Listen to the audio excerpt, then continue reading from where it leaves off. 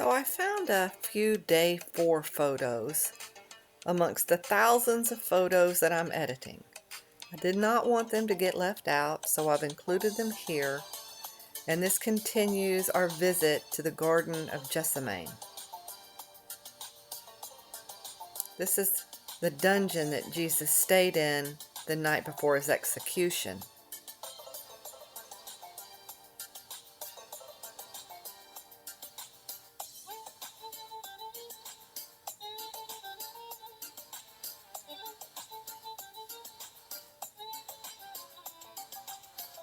Our guide put a lot of emphasis on the stairs, and he told a great story about them, and I wish I would have recorded it all. But basically, these are the steps that Jesus always used to enter the garden, and the garden was one of his favorite places to go. And these are also the steps that Jesus descended when the guards arrested him. Visiting places of historical significance in the Bible is truly an amazing experience. First, you see that the places mentioned in the Bible are real places. And second, you get a geographical context of the proximity of where the event in the Bible took place in and around Jerusalem. For example, the Garden of Gethsemane is probably no more than 15 to a 20-minute walk from where the temple steps in Jerusalem were located, and so close to the city walls.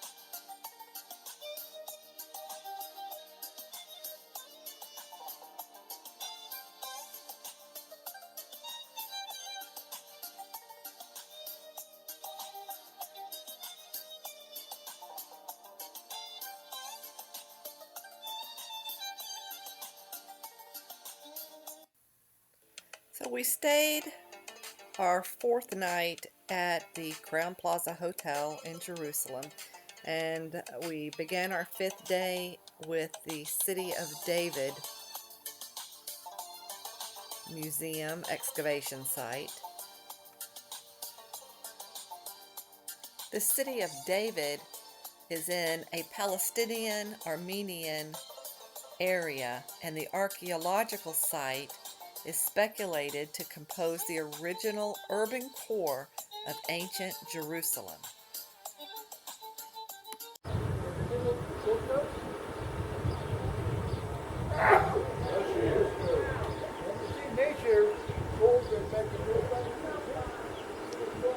We are about to go into Zechariah's tunnel. This is the King David find.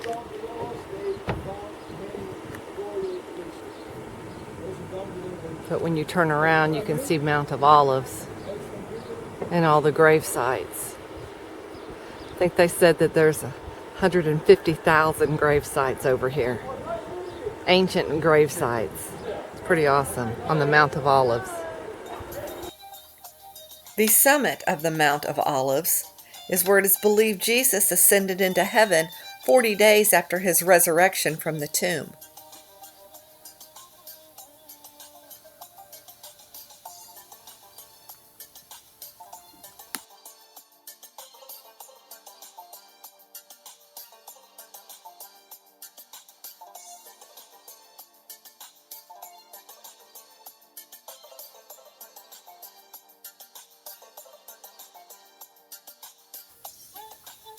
Now we are about to start to descend into Hezekia's tunnel. And I do have an entire video of us walking through the tunnel. It's quite lengthy. The tunnel was pretty long. It's 1,750 feet long, to be exact. The video is posted if you'd like to take a look at it. But King Hezekiah built a tunnel under the city of David to bring water to the southwestern side of the city. The tunnel was discovered in 1867. Okay, so here's something a little interesting. This is a pool. You can see it right here. It says the Pool of Siloam. And it is this ancient pool that extends way past all of this big berm here. But the Greek Orthodox Church owns what's on the other side of this wall, and they won't let whoever is excavating this now, they won't let them move into that area. They probably want control of it. But you can see how cool this would be. Look at the steps. It was like I guess a Roman bath. It says the other events of Hezekiah's reign and all his exploits and how he made the pool and the conduit and brought the water into the city are recorded in the Annals of the Kings of Judah. And then it says remains from the pool that King Hezekiah built in the first temple period have yet to be found. However, in the summer of 2004, remains of a very large pool, which is what we're looking at now, covered the area of 3 dunhams, or 3/4 of an acre, from the Second Temple period. It says nearby archaeologists uncovered the remains of a stepped street, a path taken by pilgrims ascending from the pool to the Temple Mount. It says beneath the paving stones of the street, they found a drainage channel that apparently served as a hiding place for the last Jewish rebels against the Romans in the year 70 CE. I'm not sure what CE is.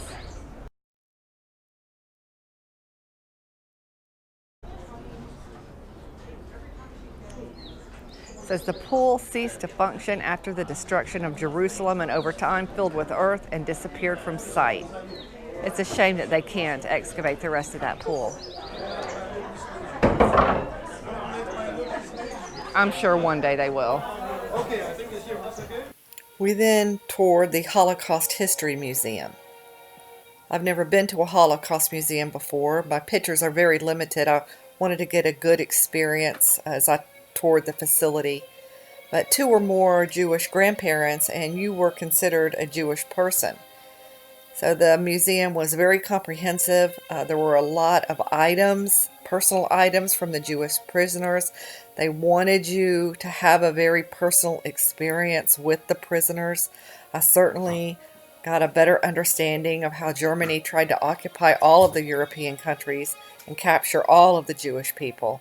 You know, the countries they tried to fight Hitler and protect the Jews the best they could. But there were many samples of star patches that the Nazis made the Jewish people wear on their clothes.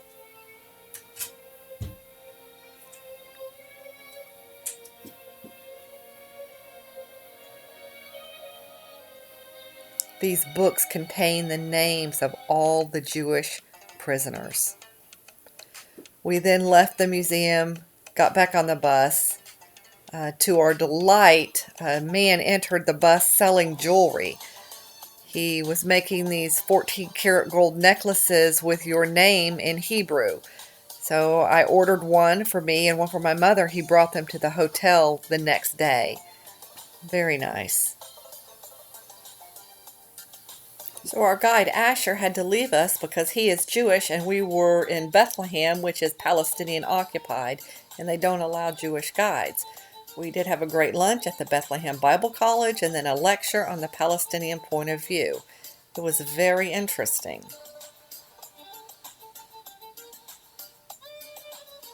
We were able to tour some of Bethlehem. It's interesting to note the license plates on their vehicles. If you are Israeli, you have a yellow plate, and if you are Palestinian, you have a white license plates. The Palestinian told us that this was just another way that the Israeli Authority tortured Palestine. He said they can't go anywhere. He said it was like they're in a prison. and it makes them very angry. He said they also have a 30% unemployment rate. Bethlehem is Palestinian occupied, and I was told that it could take up to 2 years for a Palestinian to apply for a permit to leave that territory and go into Israel. The two Palestinian occupied territories in Israel would be the West Bank and Gaza Strip. Bethlehem is part of the West Bank. So we were able to tour this area, but we did not go near the Gaza Strip.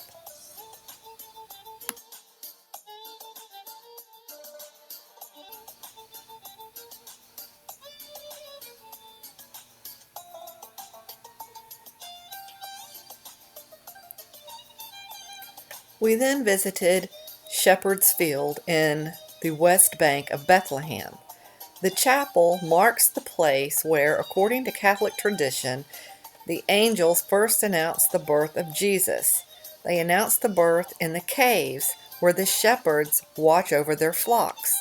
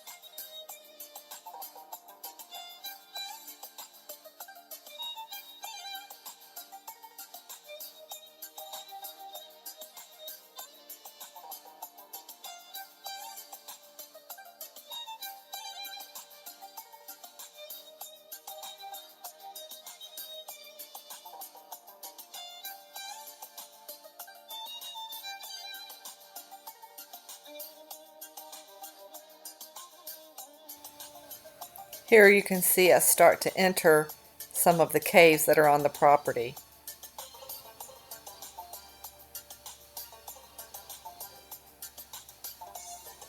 So the Gospel of Luke tells us an angel announced the birth of Jesus.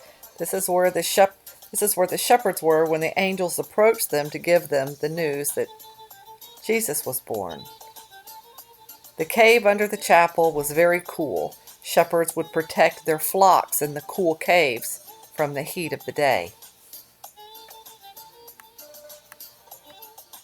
Our last stop of day 5 was at the Church of Nativity. This is where Jesus Christ was born. We were told that the Tomb of Innocents was also at this site. This is where it is believed that the babies are buried that King Herod ordered to be killed, although we didn't see this area. The Church of Nativity, also the Basilica of the Nativity, is a basilica located in Bethlehem in the Palestinian West Bank. The grotto it contains holds a prominent religious significance to Christians of various denominations as the birthplace of Jesus.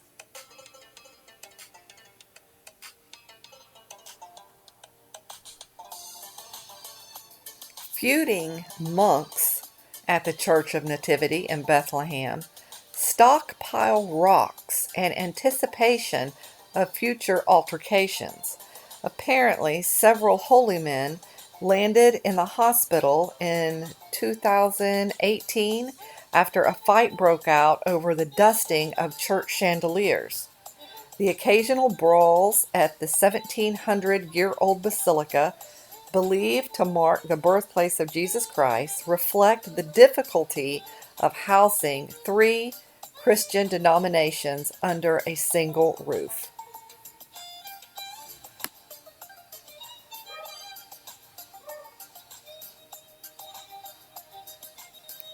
So this is the grotto of the Nativity, and the star of the Nativity marks the place where it is believed that Jesus was born. This is one of the monks that I was talking about earlier. This looks like a different monk.